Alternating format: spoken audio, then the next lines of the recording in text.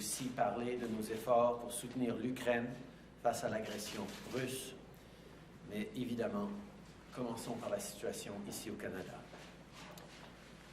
We're entering the third week of illegal blockades that have been disrupting the lives of too many Canadians. Here in our capital city, families and small businesses have been enduring illegal obstruction of their neighborhoods, occupying streets, harassing people, breaking the law. This is not a peaceful protest. At the borders in different parts of the country, the blockades are harming our economy and endangering public safety. Critical supply chains have been disrupted. This is hurting workers who rely on these jobs to feed their families. Yesterday, the Ambassador Bridge was reopened between Windsor and Detroit. Our team and I have been working with Ontario and the City of Windsor around the clock. I want to thank the officers on the ground, including the RCMP, who played an active role. We now have a responsibility to make sure that the bridge stays open. With each illegal blockade, local law enforcement agencies have been acting to keep the peace within their jurisdiction. Despite their best efforts, it is now clear that there are serious challenges to law enforcement's ability to effectively enforce the law. On Friday, Ontario invoked a state of emergency to respond to the blockades. This was the responsible and necessary thing to do. Today, to continue building on these efforts, the federal government is ready to use more tools at its disposal to get the situation fully under control. After discussing with Cabinet and caucus, after consultation with premiers from all provinces and territories, after speaking with opposition leaders, the federal government has invoked the Emergencies Act to supplement provincial and territorial capacity to address the blockades and occupations. I want to be very clear. The scope of these measures will be time-limited, geographically targeted, as well as reasonable and proportionate to the threats they are meant to address. The Emergencies Act will be used to strengthen and support law enforcement agencies at all levels across the country. This is about keeping Canadians safe, protecting people's jobs, and restoring confidence in our institutions. Here's how the measures we're taking today will help get the situation under control.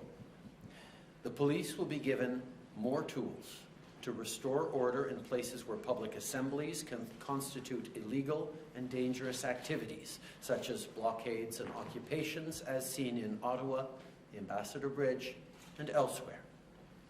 These tools include strengthening their ability to impose fines or imprisonment.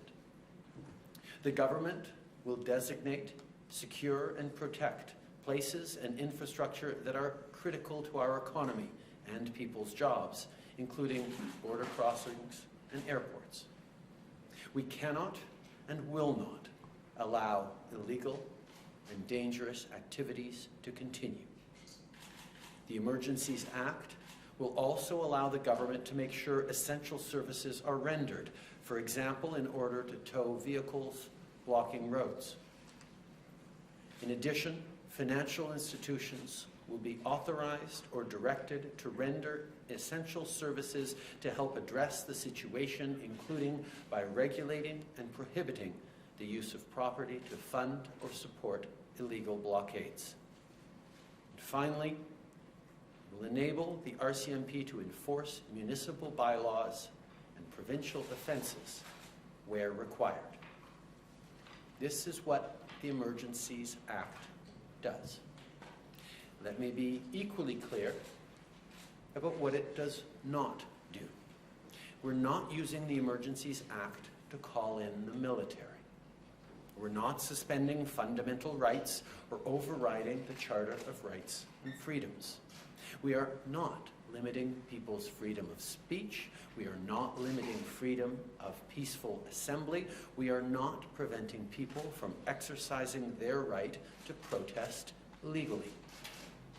We are reinforcing the principles, values, and institutions that keep all Canadians free. Après des discussions avec le Conseil des ministres et le caucus, après avoir consulté les premiers ministres de toutes les provinces et tous les territoires, et après avoir parlé avec les chefs de l'opposition, le gouvernement fédéral invoque la loi sur les mesures d'urgence pour compléter les pouvoirs provinciaux et territoriaux visant à gérer l'occupation et les barrages illégaux. Je veux être très clair. Ces mesures vont être limitées dans le temps et ciblées géographiquement. Elles vont être raisonnables et proportionnelles aux menaces à la sécurité du Canada. La loi sur les mesures d'urgence va renforcer et soutenir le travail des policiers. On ne se sert pas de la loi des mesures d'urgence pour déployer l'armée. On ne suspend pas les droits fondamentaux prévus dans la Charte des droits et libertés.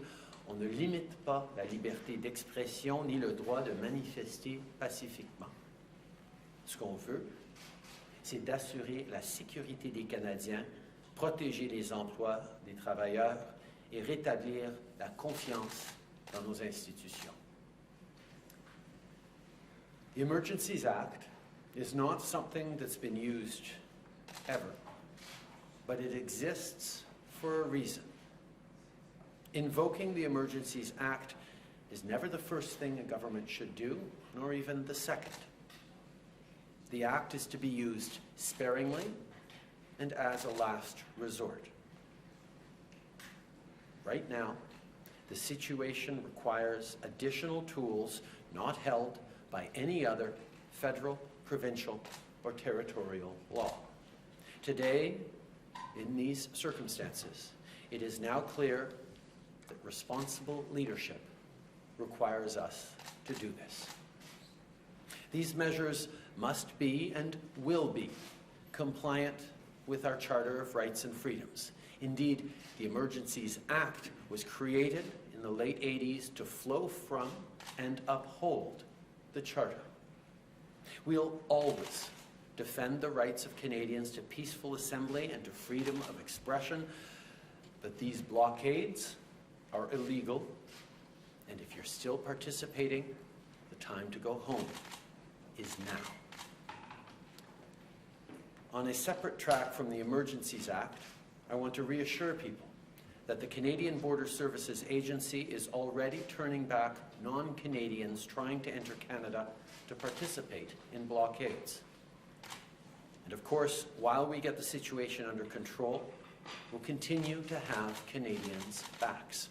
I want to remind affected businesses that if you're facing revenue losses, support is available through our wage and rent subsidy programs. We know that downtown Ottawa businesses in particular have been hard hit by these illegal activities. In the coming days, we'll be launching specific support for those businesses. I know that everyone is tired of this pandemic. We're hearing your frustration with COVID and even with the temporary measures we had to put forward to keep people safe. I know people are frustrated. I hear it. You have a right to express that frustration and even your anger with the government or government policies. It's something we'll always defend in this free and democratic country. But blockading streets and critical infrastructure and depriving your neighbors of their freedoms is a totally different thing. It has to stop. Tout le monde est fatigué de la pandémie. Il y a d'autres façons de vous exprimer que de participer à des activités illégales et dangereuses. Comme le ministre Duclos l'a dit la semaine passée, les mesures de santé publique sont constamment réévaluées et on va continuer de les modifier en fonction de la science. On va justement avoir quelques annonces à faire à ce sujet dans les prochains jours. Today, I also want to speak briefly about our support for Ukraine. On Saturday, I spoke with President Zelensky to reaffirm Canada's steadfast support and to continue to do whatever we can to support Ukraine. Durant la fin de semaine, j'ai aussi des appels avec le président du Conseil européen, Charles Michel, avec le chancelier Scholz de l'Allemagne et avec le président Duda de la Pologne. As part of the collective G7 response to support Ukraine's economic resilience, today we're announcing that Canada will offer a loan of up to $500 million to the government of Ukraine. I want to thank Deputy Prime Minister Freeland for her leadership on this file and underline that this is in addition to the $120 million loan offered earlier in January. On top of financial support, Canada has already taken steps to help Ukraine defend itself, including with the extension of the training mission Operation Unifier. In light of the seriousness of the situation and following conversations with our Ukrainian partners, I've approved the provision of $7.8 million worth of lethal equipment and ammunition. This responds to Ukraine's specific request and is in addition to the non-lethal equipment we've already provided. The intent of this support from Canada and other partners is to deter further Russian aggression. En raison du sérieux de la situation et après avoir soigneusement examiné la question, j'ai approuvé la demande de l'Ukraine de leur envoyer de l'armement et des munitions. Le Canada se joint donc aux États-Unis, au Royaume-Uni, à la Bulgarie, la République tchèque, l'Estonie, la Lettonie, la Lituanie, aux Pays-Bas et à la Pologne dans l'envoi d'armement. Le but de ce soutien de la part du Canada et de nos autres partenaires est de dissuader la Russie de poursuivre son agression contre l'Ukraine. We're not seeking confrontation with Russia, but the situation is intensifying rapidly, and we are showing our resolve. It's important for Canadians and the world to know that Canada will continue supporting Ukraine and its independence, integrity, sovereignty, including its right to defend itself. Merci tout le monde. Je cède maintenant la parole à la vice-première ministre Freeland.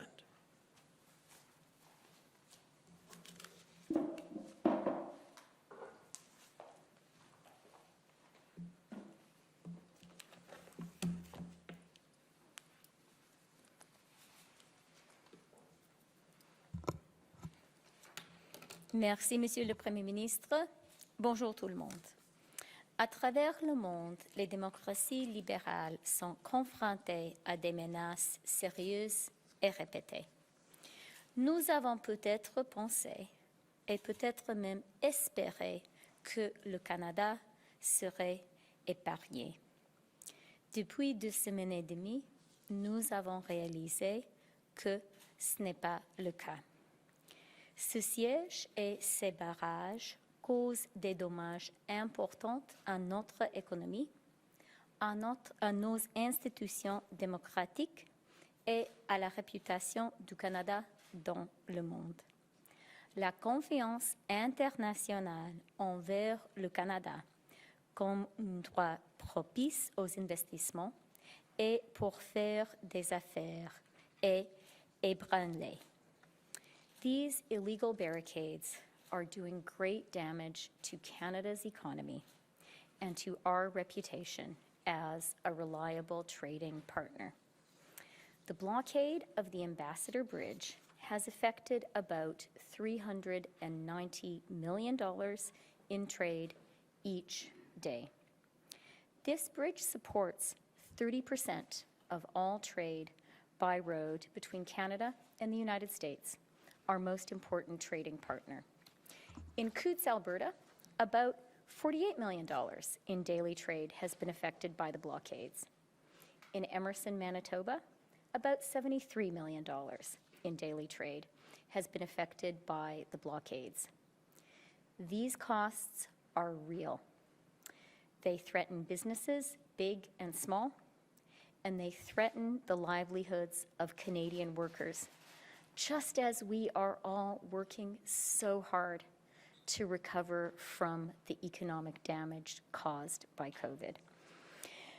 Nous nous sommes battus bec et ongle pour protéger la relation privilégiée du Canada avec les États-Unis lors des négociations de l'ALENA. Et nous nous sommes tenus debout face aux tarifs 232 qui étaient illégaux et injustifiés. Nous ne laisserons pas ces victoires durement gagnées être ternies. Le monde nous regarde. Nos emplois, notre prospérité et nos gagne-pain sont en jeu. C'est pourquoi notre gouvernement agit. Nous sommes résolus et déterminés. Ces barrages illégaux doivent être levés et ils le seront. As part of invoking the Emergencies Act, we are announcing the following immediate actions. First, we are broadening the scope of Canada's anti-money laundering and terrorist financing rules so that they cover crowdfunding platforms and the payment service providers they use. These changes cover all forms of transactions, including digital assets, such as cryptocurrencies. The illegal blockades have highlighted the fact that crowdfunding platforms and some of the payment service providers they use are not fully captured under the Proceeds of Crime and Terrorist Financing Act. Our banks and financial institutions are already obligated to report to the Financial Transactions and Reports Analysis Centre of Canada, or FINTRAC. As of today, all crowdfunding platforms and the payment service providers they use must register with FINTRAC, and they must report large and suspicious transactions to FINTRAC. This will help mitigate the risk that these platforms receive illicit funds, increase the quality and quantity of intelligence received by FINTRAC, and make more information available to support investigations by law enforcement into these illegal blockades. We are making these changes because we know that these platforms are being used to support illegal blockades and illegal activity, which is damaging the Canadian economy. The government will also bring forward legislation to provide these authorities to FINTRAC on a permanent basis. Second, the government is issuing an order with immediate effect under the Emergencies Act, authorizing Canadian financial institutions to temporarily cease providing financial services where the institution suspects that an account is being used to further the illegal blockades and occupations. This order covers both personal and corporate accounts. Third, we are directing Canadian financial institutions to review their relationships with anyone involved in the illegal blockades and report to the RCMP or CSIS. As of today, a bank or other financial service provider will be able to immediately freeze or suspend an account without a court order. In doing so, they will be protected against civil liability for actions taken in good faith.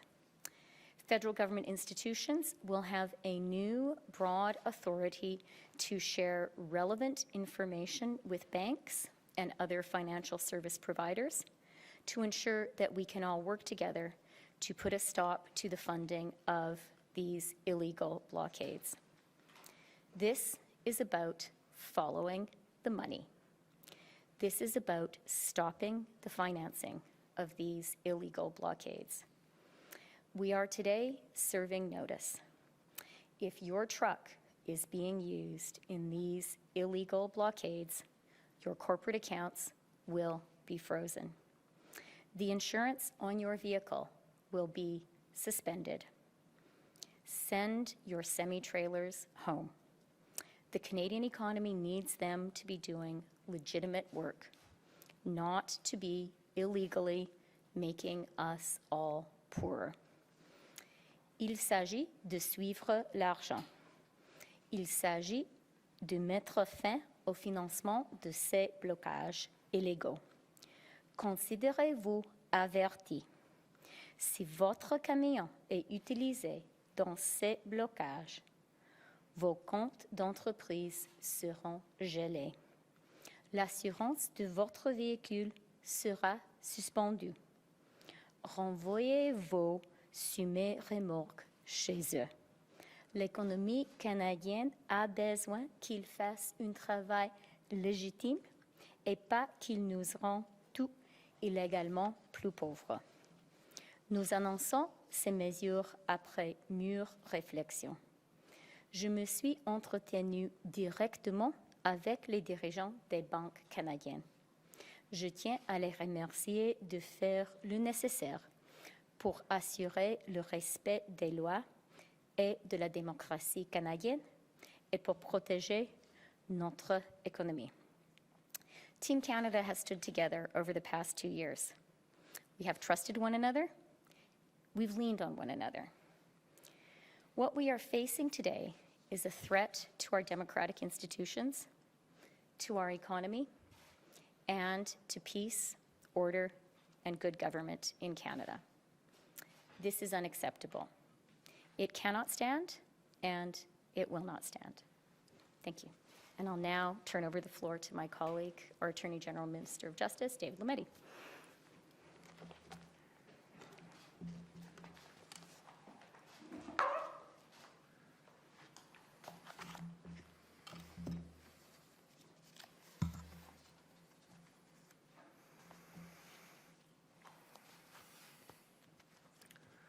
Thank you, Deputy Prime Minister. Thank you, Prime Minister, colleagues, Canadians. Good afternoon. Canada is a rule of law country. By declaring a public order emergency under the Emergencies Act, we are following the law and we are acting within it.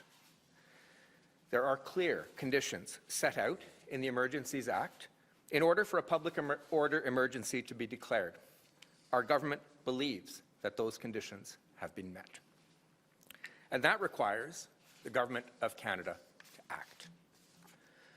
La loi sur les mesures d'urgence existe depuis 1988 et a remplacé la loi sur les mesures de guerre.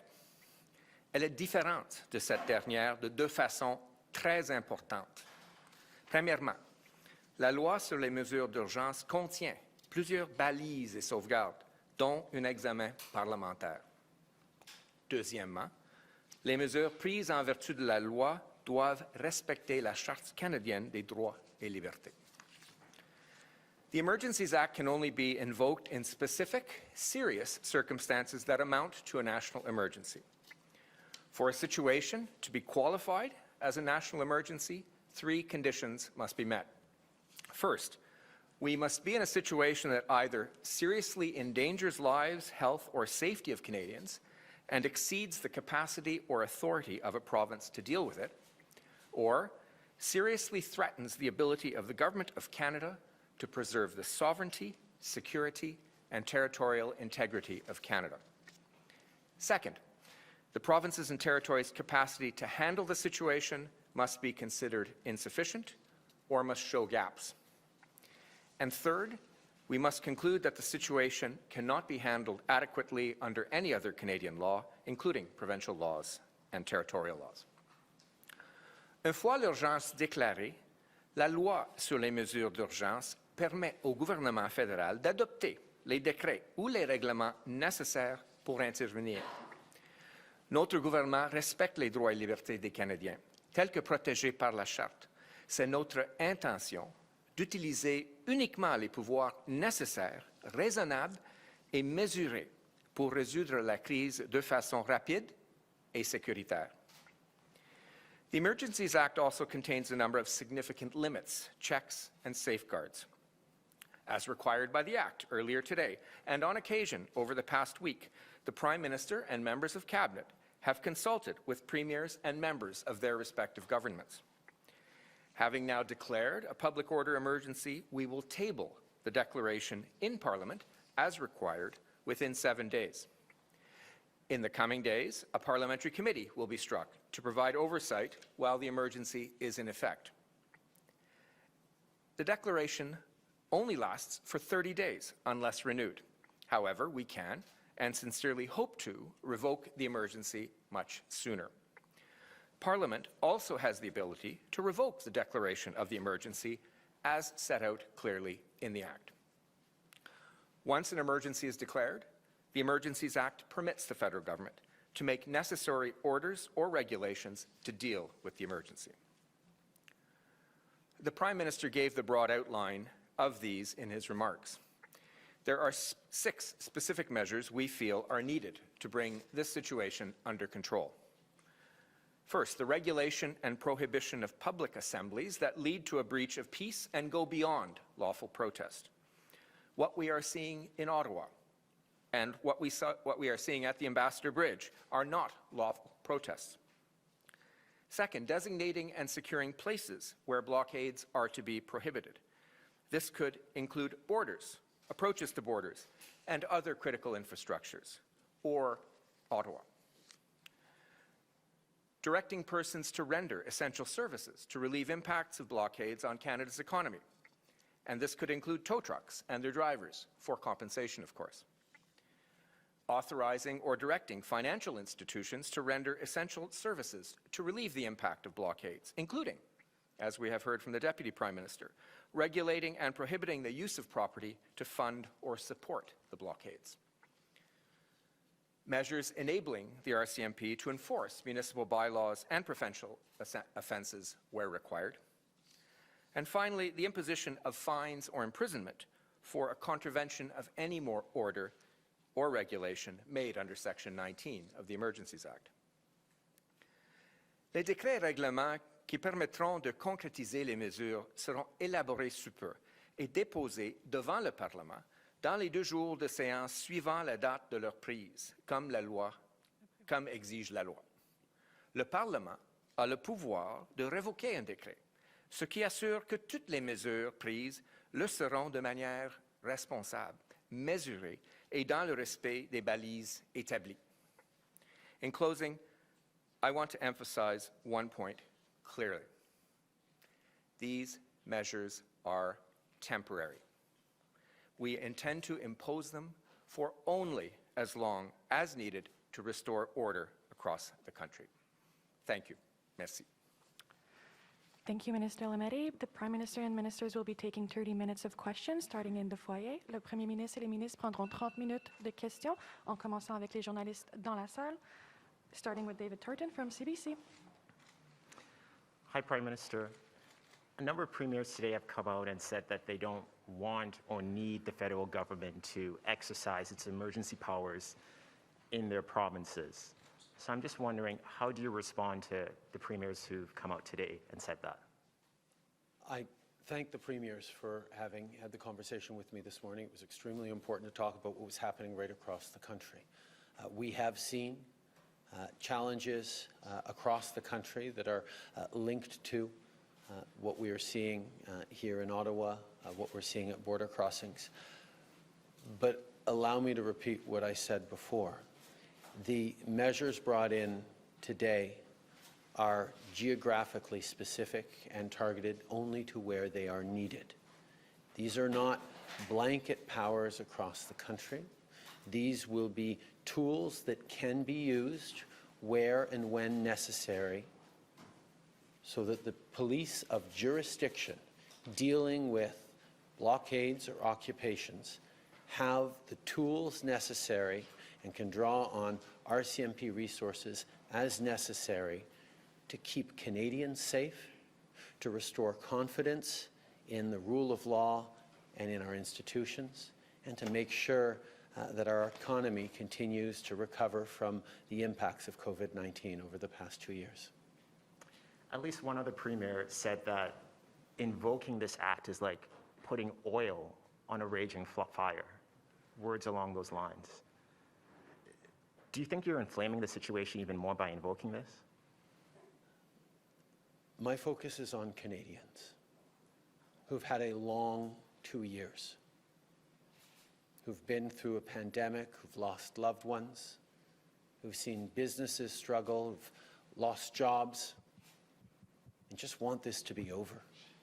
They're exhausted. We're all exhausted. We're all frustrated by the pandemic. But those people who disagree with the measures that governments put in place to keep Canadians safe, to ensure that we would make it through this pandemic better than many of our peer countries, those people have gone from protesting and disagreeing with those measures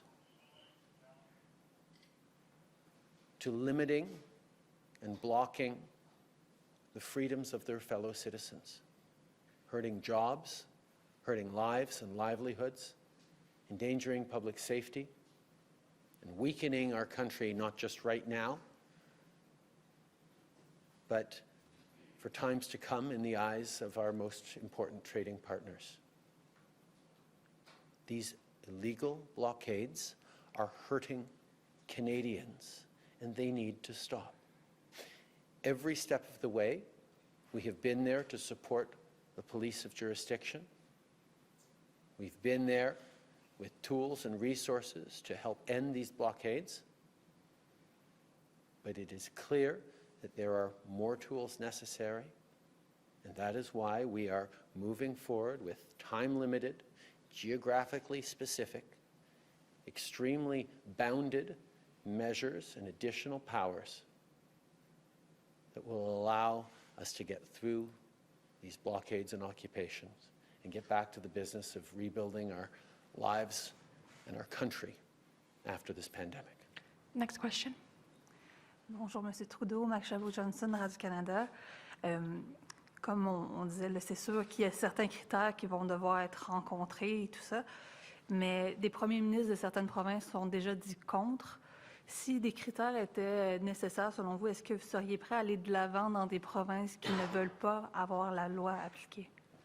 Les conversations que nous sommes en train d'avoir avec tous nos partenaires à travers le pays et avec les polices de juridiction qui sont en train de gérer différentes situations à travers le pays vont continuer. Cette loi sur les mesures d'urgence est là pour donner des outils additionnels aux forces policières en place pour pouvoir régler des situations qui pourraient surgir. Ce n'est pas automatiquement une intervention de la police fédérale ou un engagement direct du fédéral. On est là pour donner plus d'outils, y compris des autorités additionnelles aux policiers nécessaires, à la police de juridiction quand ils sont nécessaires. Donc, c'est très possible, et on l'espère même, que les outils qu'on a mis de l'avant aujourd'hui à la disposition de forces policières à travers le pays ne seront pas énormément utilisés. Certainement pas pendant longtemps. Ce serait l'idéal que ces premiers ministres qui disent qu'ils ont tout en main continuent de garder tout en main, mais à un niveau national, on est rendu dans les critères où il fallait agir pour donner plus d'outils à nos services de l'ordre pour pouvoir assurer le bien-être de tous les Canadiens d'un bout du pays à l'autre.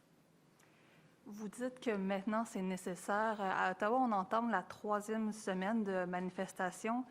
Pourquoi pas avoir mis en place ces outils-là il y a 2 semaines? Est-ce que vous n'avez pas un peu manqué à votre devoir de justement mettre ces ressources-là en place? Je comprends qu'il y ait des gens qui disent on agit trop rapidement. Il y en a d'autres qui disent oh non, on aurait dû y agir il y a des semaines. La réalité, c'est que la loi sur les mesures d'urgence n'est pas quelque chose à prendre à la légère et ce n'est pas le premier outil qu'on prend, même le 2e ou le 3e. On a été là pour donner plus de ressources dès le début à la police locale ici à Ottawa et ailleurs. Nous avions été là pour les accompagner dans le travail qu'ils ont fait. Et dans les derniers jours, dans les rencontres que j'ai eues avec mes ministres, avec nos partenaires, avec les hauts fonctionnaires, ça a été clair qu'il y a un besoin d'outils additionnels. Et c'est ces outils-là, limités, raisonnables et responsables, qu'on est en train de mettre de l'avant avec la loi sur les mesures d'urgence. Prochaine question. Hi, Mr. Trudeau. Mackenzie Gray with CTV. You mentioned that the RCMP now have the ability to enforce provincial and municipal laws. Does that mean that they'll be the lead police force agency here in Ottawa? And when can we expect more police officers from the RCMP to work with the City of Ottawa? Because they've been asking for that for a substantial period of time. As I said, the invocation of the Emergencies Act gives more powers to the police of jurisdiction. It does not make the RCMP automatically police of jurisdiction anywhere across the country. As we have been, we will ensure that the RCMP continues to work to support local police of jurisdiction, and that's what we have been doing in Ottawa. But I think on this question, I'm happy to turn to Minister Mendicino, who can give further information on the situation in Ottawa. Marco? Thanks very much, Prime Minister. From the very beginning of the illegal blockades, the federal government has been working closely with local law enforcement where they are the police of jurisdiction, including here in Ottawa. I would point out that we've sent 3 installments of reinforcements to ensure that Ottawa Police Service has the support that they need. But I think, as we've seen, without question, there have been many, many challenges on the ground to restoring public order on the streets, and one only has to look at the situation on Wellington Street over the past number of weekends. I think it's difficult to overstate the impact of those scenes, the conduct that has unfolded by those who are participating in illegal blockades. It is not just an inconvenience. It is not simply a matter of a trivial interruption. We've seen intimidation, harassment, and expressions of hate. And at times, the scenes on the streets of Wellington have seemed completely lawless. And that is one of the reasons why we've had to take the very careful and deliberate step of introducing the Emergencies Act today, and the declaration and the specific powers, which again are very targeted, they're very proportionate, and they're time limited, so that there can be greater agility between the RCMP, who will work seamlessly with local law enforcement, including in Ottawa, to restore order. I would also say that while we have seen progress, for example, in Windsor, that we should not assume that that progress is linear. And that is one of the reasons why these measures through the declaration are also necessary. We want to be certain that local law enforcement has the concrete tools that they need. For example, tow trucks, which have been very hard to come by. In addition to that, the kind of jersey barriers, which will assist with crowd control, that will ensure that trade and traffic can move very efficiently. And in addition to that, when it comes to the relationship between the RCMP and local law enforcement and provincial enforcement, the provision that is within the declaration will allow the RCMP to be more efficiently assigned to those areas to uphold the law, be they municipal laws, provincial laws, or indeed the designated zones which will be prohibited from assembly because they may cause a breach of peace or may interrupt our critical infrastructure through trade. So when you look at the suite of the measures that we've put into place today, and we've certainly put a lot of thought into that, our view is that they are necessary and they will assist us in dealing with the illegal blockades and bringing them to a peaceful and expeditious resolution. As my follow-up, Mr. Trudeau, Mr. Mendicino just mentioned that when you look out on Wellington Street here, you see lawless scenes. Why do you have any faith that the Ottawa Police, after 3 weeks now, is going to be able to turn things around and restore law and order in this area? In regards to the Ottawa Police, we have been working closely, not just the RCMP, but the OPP, to ensure that there is a coordinated approach on that. But in terms of confidence in the police, I think we could do worse than turn to our Minister of Emergency Preparedness, Bill Blair, to respond to that. Bill. Yeah, thank you very much, Prime Minister, and good afternoon, everyone. The Ontario Ottawa Police Service remains the police of jurisdiction in the City of Ottawa. But the police services right across Canada and certainly in Ontario have been coming together. And they recently announced on Friday the formation of an integrated command structure for managing this event. And that really brings the resources and the capacities of the OPP and the RCMP to the assistance of the Ottawa Police. We've also had conversations with other police agencies across Ontario, and they recognize the situation here and the importance of ensuring that there are adequate resources. But it's not simply an issue of resources, but also of authorities. And we have been working from the very outset with the municipality and with the province in order to ensure that our police services here in Ottawa and right across Canada have the authorities they need and the resources they need to do the important job. You know, as I said yesterday, policing is a very important institution in our society. We need the police to do their job of upholding our laws, to maintain the rule of law, and to maintain public order and safety in our communities. And we have a responsibility to make sure that they have the resources and the tools that they need to do that job. They have our support. And as that support grows in the City of Ottawa, I have confidence that they'll be able to restore order with the support that we're providing. Next question. Hi, Prime Minister. Stephanie Taylor with the Canadian Press. You emphasized you were not calling in the military to deal with the situation, but all options, as you said last week, are on the table. So what would it take for you to bring the military into this situation? What would the criteria be, and what would it take for you to make that decision? I'm not going to engage in hypotheticals right now. I think what is most important is that Canadians get their lives back, their communities back, their neighborhoods back, and can once again rely on their jobs and the trade and the supply chains that are supporting them and putting food on their tables. The reality is the measures that we put forward today, which have been carefully thought through, will give the tools to law enforcement to be able to move in even stronger and clearer ways against these illegal protests, these illegal occupations and blockades that are hurting Canadians. We will continue to monitor, and we will continue to do the things necessary to keep Canadians safe. But like I said, this Emergencies Act in no way brings in the military as a solution against Canadians. We are empowering law enforcement. I think that's what Canadians want to see.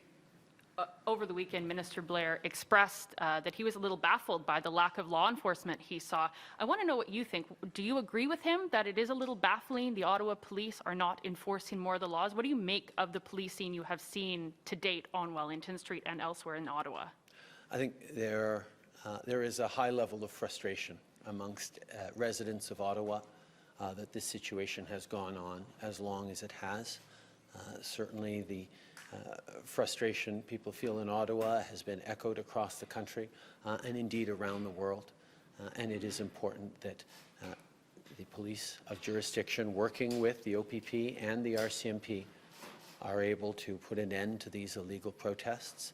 The specific and limited measures that we are putting forward today as part of the Emergencies Act will give them further tools that in their coordinated response between the Ottawa Police Services, the OPP and the RCMP working together should be able to respond to these concerns by the citizens of Ottawa who want their cities back. We'll take one last question in the foyer before turning to the phone. Yeah, Prime Minister Ryan Hamilton, National Post. Over the weekend, Mayor Jim Watson here in Ottawa made a deal with protest organizers to move more trucks onto Wellington Street and out of residential areas. I'm wondering if you can give me any reaction to that deal. I know that the City of Ottawa, its police services and its elected officials have been pursuing an end to these blockades. This has gone on far too long. It is no longer a lawful protest at a disagreement over government policy. It is now an illegal occupation. It is time for people to go home. The measures that we've put forward today will be additional tools for law enforcement at all levels to be able to secure an end to these blockades. You're announcing today rules around preventing banks from dealing with these illegal blockades. The City of Ottawa has dealt with these legal blockades. Don't you find that problematic, that they have cut a deal to put more trucks directly in front of Parliament Hill? We are working in a concerted way on measures that will hopefully restore order to the City of Ottawa and allow residents to get back to their lives. The measures that we put forward today around empowering banks to follow up and to ensure that funds are not used for illegal activities such as blockades will be significantly helpful in reducing the size and impact of these blockades. Merci. On va maintenant tourner au téléphone. Opératrice, c'est à vous. Thank you. Merci. Please press star 1 at this time if you have a question. S'il vous plaît, appuyez sur étoile 1 maintenant pour poser une question. The first question will be from, la première question va être de Raymond Filion, TVA. Please go ahead, à vous la parole. Merci, Monsieur le Premier ministre. À quand l'entrée en vigueur des pouvoirs spéciaux de la loi sur les mesures d'urgence pour les policiers que vous annoncez aujourd'hui? L'impact de cette déclaration est immédiate. Nous allons formuler des politiques et des propositions spécifiques dans les heures à venir, dans les jours à venir, qui vont avoir ces impacts spécifiques. Mais je vais me tourner vers le ministre de la Justice qui peut en parler plus longuement. Merci, Monsieur le Premier ministre. Merci, Monsieur Filion. On va déposer des ordres en Conseil en suivant la loi. Une fois que les ordres sont annoncés, ils rentrent en vigueur et ce sera au Parlement de regarder après, de faire le devoir, mais les ordres rentrent en vigueur tout de suite. Merci. Merci. M. Trudeau, plusieurs vous ont reproché votre ton face aux manifestants ces dernières semaines. Vous ont accusé d'avoir jeté de l'huile sur le feu en parlant, entre autres, d'une minorité qui rouspète. Est-ce que vous sentez un degré de responsabilité pour l'ampleur que ces manifestations-là ont pris? Ce qu'on a vu et ce qu'on voit maintenant à travers le Canada, c'est que, bien sûr, les gens sont fatigués, frustrés, tannés de la pandémie, tannés des mesures de santé publique, veulent que ce soit fini. Tout le monde est d'accord là-dessus. Mais ce qu'on a vu aussi, c'est que les Canadiens, à travers le pays, ont été là les uns pour les autres, ont été là pour s'entraider, pour suivre les mesures de santé publique, pour se faire vacciner à un plus haut taux que la plupart de nos pays pairs à travers le monde. On a démontré, en tant que pays, que les gens continuent d'être là les uns pour les autres. Et maintenant, les gens qui voient leur vie déboussolée par ces barricades ici à Ottawa, de voir les gens souffrir parce qu'il y a des blocages aux frontières qui empêchent de faire leur job, limitent les chaînes d'approvisionnement. Ces gens-là sont fâchés et tannés encore plus et veulent qu'on agisse pour remettre de l'ordre dans notre pays, pour démontrer qu'on est un pays de règles de droit où, oui, on encourage les manifestations paisibles, on encourage les gens d'exprimer haut et fort leurs opinions, mais on n'accepte pas que les gens viennent endommager notre économie et faire mal et brimer les libertés de leurs concitoyens par des manifestations illégales. Following up, operator. Next question. Thank you. Merci. The next question is from, la prochaine question est de Tonda McCharles, Toronto Star. Please go ahead, à vous la parole. Thank you. Prime Minister, I didn't hear an answer to the question Mac asked about reinforcements from the RCMP to the City of Ottawa, and if you can answer that, great. But how specifically do you justify giving even more powers to police in Ottawa when many residents and policing experts say the law enforcement here has not used the power they already have under existing laws, that this is a failure of policing leadership, not the need for more power? There will be time later to reflect on all the lessons that can be learned from this situation. Right now, we are ensuring that local police of jurisdiction have both the legal authorities that they need to do their jobs, but also the extra resources. We have delivered not just RCMP officers, as the OPP has delivered OPP officers to support the City of Ottawa, but we've also provided integrated planning and coordination task force to ensure that we are able to actually see an end to this occupation of Ottawa. Following up? Yes, I'd like you to speak, if you could. You mentioned, as did Minister Freeland, the reputational damage to the country that you feel the border protests have had and the impact on Canada's, I guess, reputation as a reliable trading partner. But can you speak a little bit more about just what was the tipping point for you in all of this? Was it really the fact that the White House has been weighing in and burning up the phone lines all weekend to all your ministers? Really, why have you moved to do this? For me, the conversations I had with our Windsor MP, Eric Kazmierczak, who was talking about the impact of the disruption of the Ambassador Bridge almost as soon as it started happening, the impact on workers in the auto sector in the Windsor area and up the supply chain through southern Ontario, the direct impact hurting exactly the people that these convoy protesters are purporting to represent. Regular Canadians are hurting in their jobs, in our economic recovery, in their freedoms to travel, to see friends and loved ones on the other side of the border, because of illegal protests and barricades. We have been there to support local police of jurisdiction, and we are now putting forward fresh tools to do that.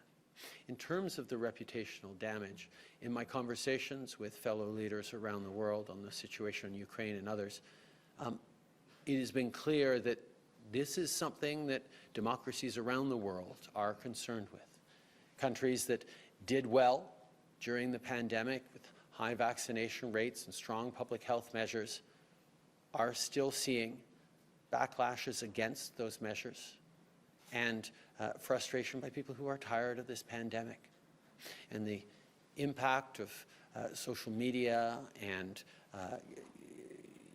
illicit funding of concerted activities designed to destabilize a country that has the highest vaccination rate of many of our peer countries, Canada, around an issue that is not dividing Canadians. Canadians are united in having been there for each other through this pandemic, and they're even united in being sick and tired of this pandemic. But the way to get through it is not to shut down our economy and hurt our neighbors. And that's something that people understand around the world.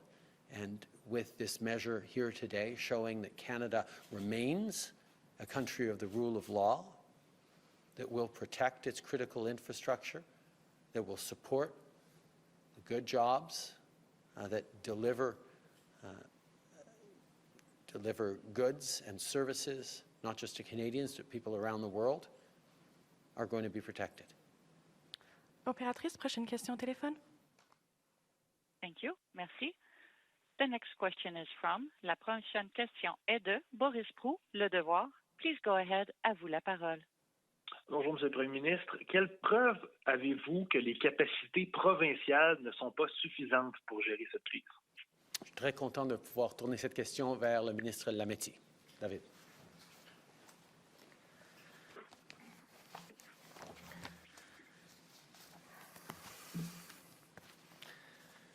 Merci Boris pour la question. Évidemment, la réponse se trouve à travers le Canada, mais et ça se trouve aussi la réponse dans les mesures qu'on va prendre. Donc, Évidemment, on va appuyer les services policiers à travers le pays avec les ressources dont ils ont besoin.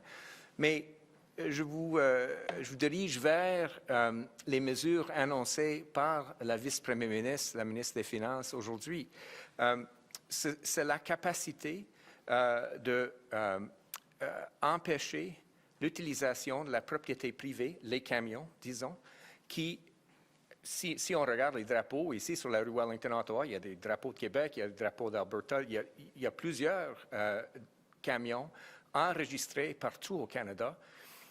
Je remercie M. Ford pour avoir pris des mesures en Ontario, mais ce qu'on a fait aujourd'hui nous permet, et ça va permettre soit à une porte d'entrée, soit ici à Ottawa, aux services financiers à travers le Canada, de nous aider à faire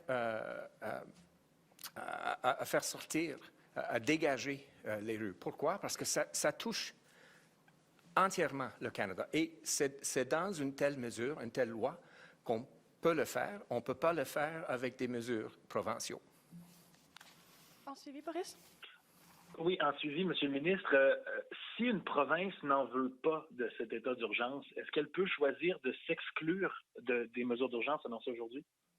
Non. Selon la loi, et la loi a été rédigée par les conservateurs de M. Mulroney en 1988, nous avons le devoir de consulter avec les provinces, ce qu'on a fait. Évidemment, on va continuer à travailler avec les provinces, ce qu'on a fait et ce qu'on va continuer à faire.